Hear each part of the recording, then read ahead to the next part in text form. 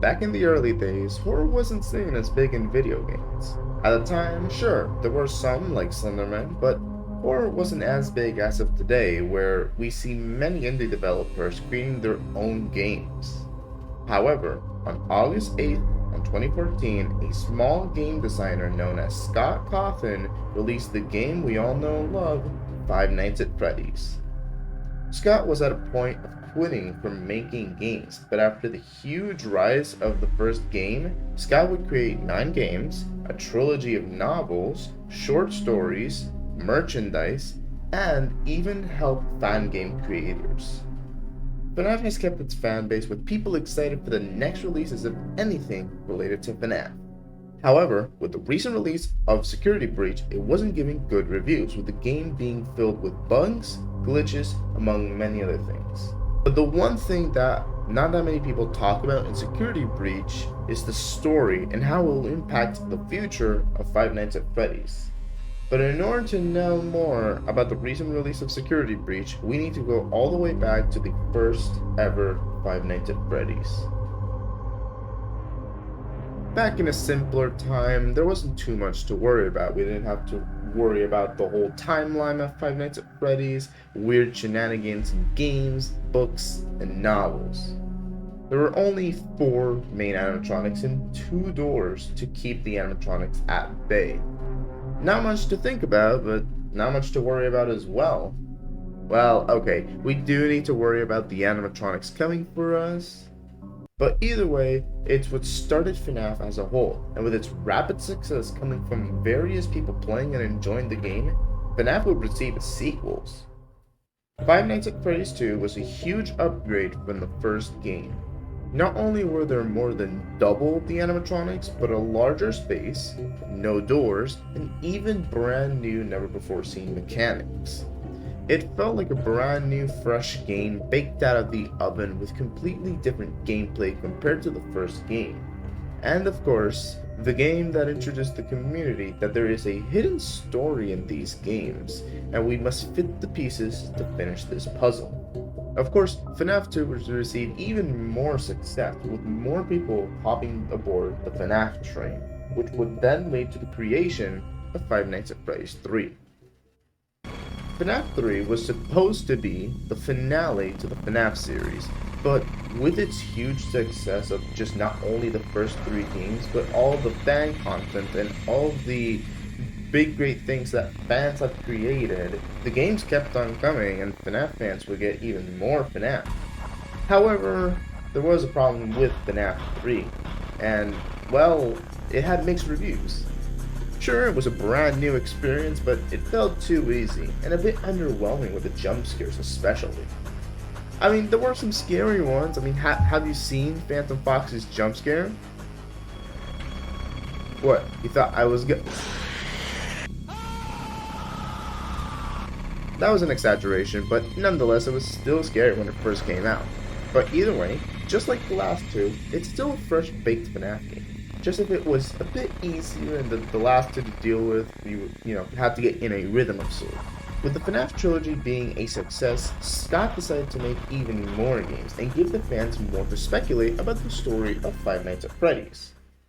When FNAF 4 was released, the game was packed with so much new content like cutscenes, yet it still had that FNAF style to it, with brand new mechanics and a new scene to the game and many more.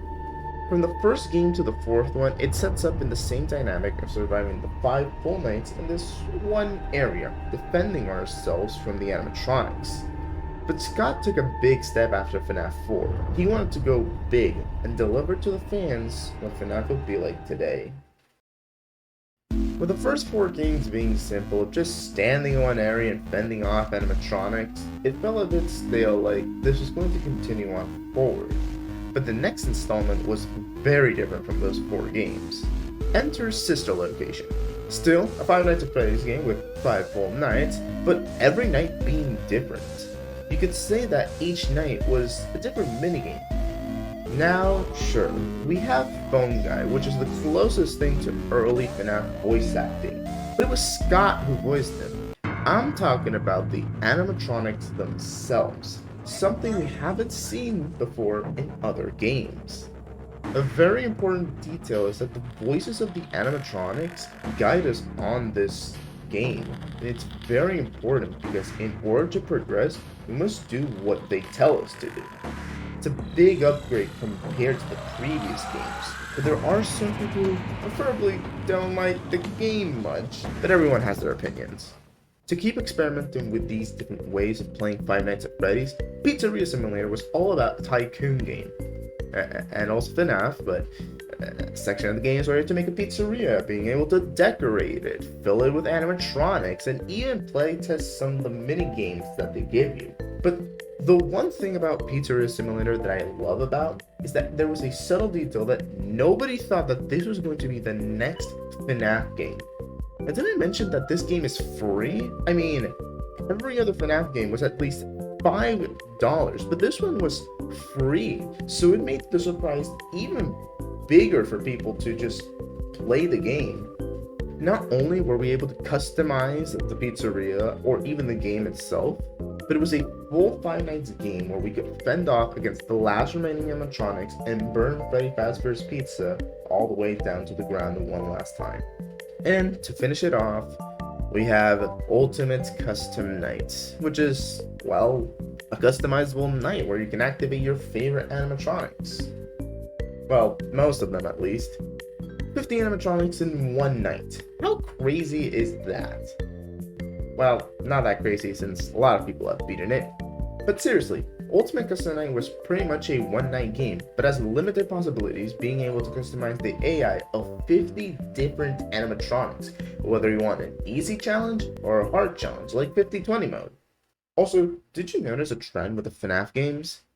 You have the first 5 games all by themselves, a 6th game seeming like a bonus where you create your own pizzeria, and the 7th game, which you can customize your own night.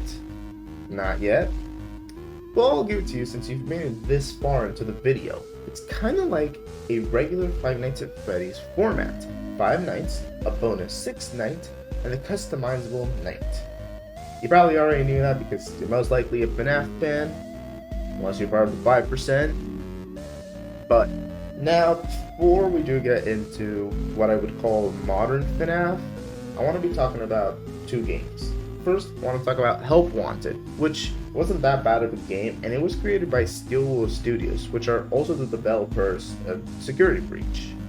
Help Wanted features the player in a VR simulation, playing previous FNAF games, previous minigames, and never before seen challenges.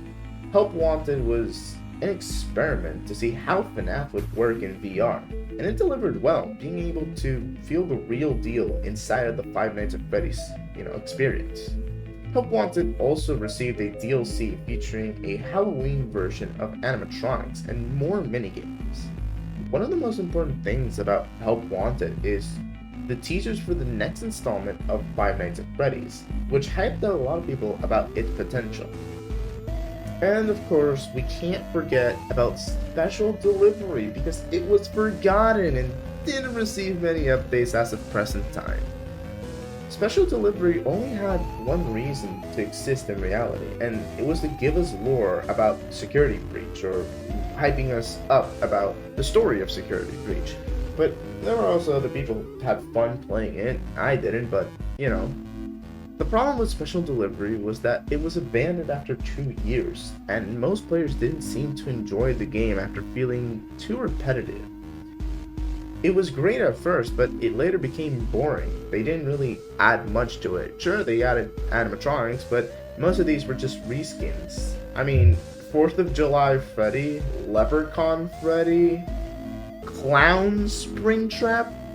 Many other people didn't seem to enjoy it as much, but at least Special Delivery wasn't as bad as the next and main game we'll be talking about. Alright, let's get the main deal out of this. There's a lot to talk about Security Breach. I need to talk about the previous games first because I need you guys to understand why I don't like it in the first place.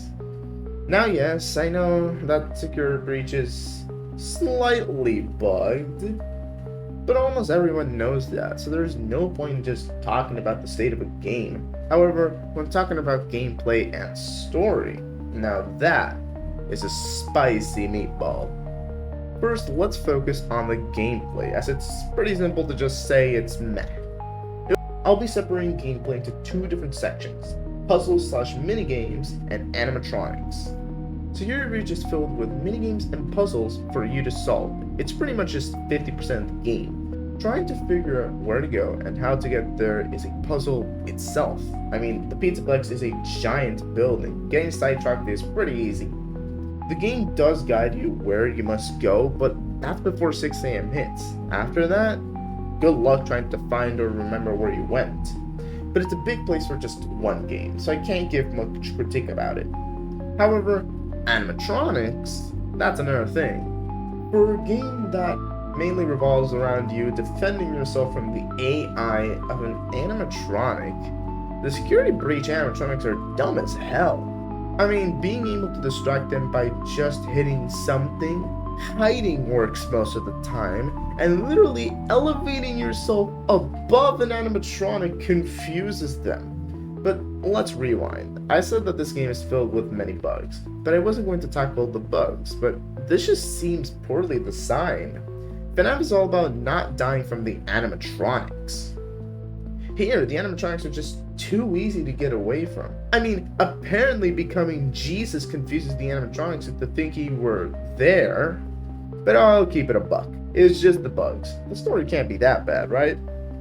Before I do say anything about the story, Security Breach has a total of 6 different endings, and across the FNAF games we've seen that there are multiple endings, so it's hard to decide which is the canon ending in some way. I mean, the endings in Security Breach gotta be the wackiest endings I've seen, like Gregory and Freddy are in a truck driving away, especially Gregory driving, but there are also other endings which, are pretty obvious or seem real enough to be canon, so I'll be tackling those endings, or at least the one ending which confuses me and ruins Five Nights at Freddy's in general. This is the fire ending. To unlock this ending, you must go and get every single upgrade on Glamrock Freddy. This will let you go through depths of the Pizzaplex and down another Freddy's location. Yeah, a Freddy's location on top of another Freddy's location, which is seen in the FNAF 6 location. Inside, you'll find a hole which features a giant blob, and once you're all the way down, a cutscene plays and reintroduces everybody's favorite peepaw, Willie Afton. Yep, Willie is back, and that phrase is pretty much taken literally at this point. I always come back. Now, if you aren't as much of a FNAF fan, you probably might think that, hey, there isn't much of a problem, William Afton is back. But when you realize the whole reason why Pizzeria Simulator exists in the first place, you'll know that it was to finish everything off that Freddy's has started, including William Afton. Piece the puzzle together and you probably already get what's happening here. If William Afton is back, then that means that everything from the beginning to the end does not matter. Look, I could go on and on bringing up all the games and talking more about why William Afton being brought back is not a great idea, but I think you get the point.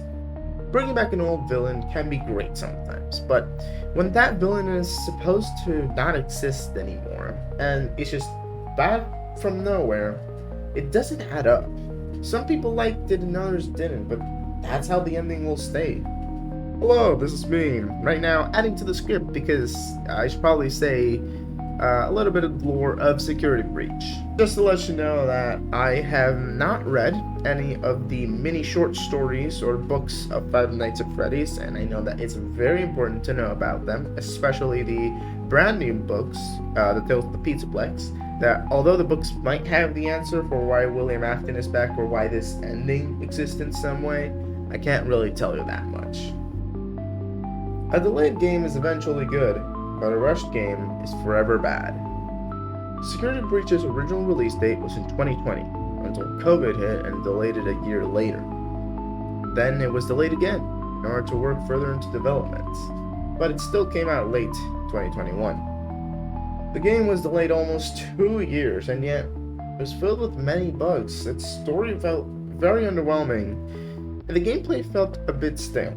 Again, I'm not saying that Security Breach is a total wreck, but it should have taken a little bit more time to not only test the game, but maybe work on the story a little bit more. Maybe even give the fans an early beta to test the mechanics to feel not so broken, not so easily breakable the game. I mean, the game can be beaten in less than 3 minutes with the use of so many glitches. If Steelwool Studios could have taken their time to let the game cook a little bit longer, then I believe that it would have worked better. To talk about the title of this video, because it might feel like I hate Security Breach, but in reality, I don't hate anything FNAF related. I like FNAF. I've been a fan since like 2014. The way it was executed is what I don't like mainly about Security Breach. It felt too fast focusing on trying to make the gameplay entertaining as it was the first free roam game, but not much of the story was developed much. The reason I got into FNAF was mainly because I liked the story and how Scott made it that you had to piece the puzzles together with the help of the games, the novels, and the books. But I'm not saying that there is no story in Security Breach. Yes, it pieces the puzzles together and helps outside of the FNAF story, but I feel like there are some plot holes within the game itself that strays away from the whole series itself. It felt very unsatisfying. Well, let's just hope that when the DLC releases, Steelwool Studios takes their time and gives us something similar, like Help Wanted. And that'll be all for this video. Just my take on the whole modern FNAF and mainly Security Breach. To talk a little bit about the DLC, I do think Steelwool has the ability to create a great game like Help Wanted. But like I said, if they want to create something like that, they need to take their time and show that they can, create a big game and be able to still deliver to the fans well. It's up to their point now as Scott is retired from FNAF. FNAF may not be like the early days, but it still shows that there's a sprinkle of FNAF everywhere in any FNAF game. Well, time to wait until the DLC comes in, and probably I'll be like 3 years later, so if I ever continue doing this, I probably might talk about it. Wait, there's a FNAF movie coming out? And it's actually real? Well, I guess I'll see you guys maybe in a year. I'll see you guys in the next ironic video.